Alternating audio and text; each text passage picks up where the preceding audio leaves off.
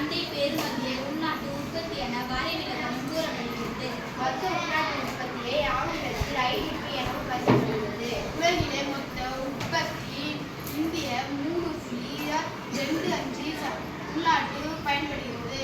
உலக பொருளாதார இந்தியாவின் பங்கு 1993ஆம் ஆண்டில் 1.07% இருந்தது. 1919ஆம் ஆண்டில் தற்போதைய மதிப்பீட்டின்படி 3.27% உயர்ந்தது.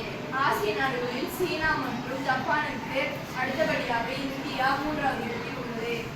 ஆட்டோமொபைல்கள், போன்கள், மென்பொருள், ஏவுகணை பாதுகாப்பு, கடல், உணவு பாதுகாத்தல்,